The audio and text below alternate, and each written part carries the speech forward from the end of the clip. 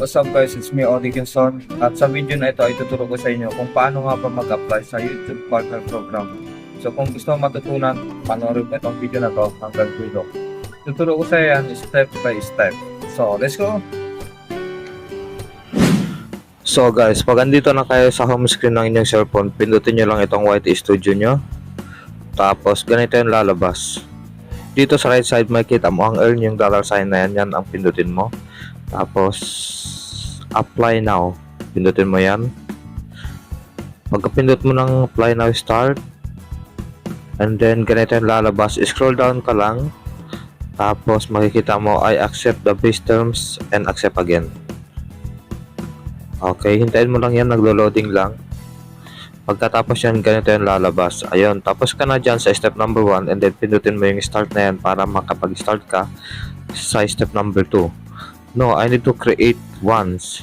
Okay, kung wala ka pang Google AdSense, pindutin mo ito. And then next. Hintayin mo lang mag-loading yan. Tapos ganito yan lalabas. Lalabas yung mga email mo dyan. Pindutin mo lang yung main account mo. Katulad ako, Odi Kinson. Yan ang YouTube channel ko. And then dito, country territory, i-select mo lang kung saan bansa ka. Siyempre ako ay nasa Pilipinas, kaya siselect ko dyan is Philippines. Scroll down lang tayo, hanapin natin yung Pilipinas. MNOP. Letter P. Ayan, Pilipinas.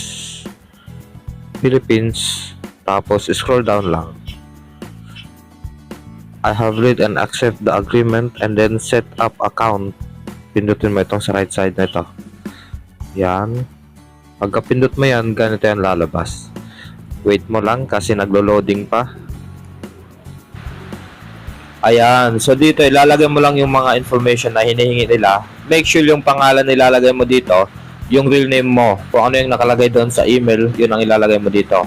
Pati yung address, make sure tama yan kasi pagka na-approve ka, diyan ipapadala ni YouTube ang Google AdSense pin mo. At bawal ang second person mag-receive. Kailangan talaga ikaw ang magre-receive niyan.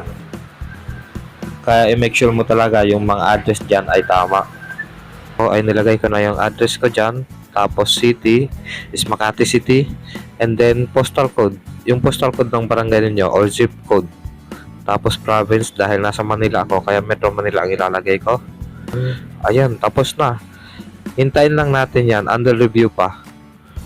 Tapos, redirect to YouTube. Pag pinindot mo yan, ganito yan lalabas. Wait lang natin, naglo-loading pa. Ayan, check number 1 and then number 2 is under review. Diyan sa step number 3 na yan, wala ka nang gagawin dyan. Si YouTube na ang magbe-verify dyan. I-review nila yung video na meron ka. Kung karapat dapat ka ba talaga i-monetize. So, hintayin nyo lang yan. Within 1 or 2 days lang yan, may resulta na lalabas dyan.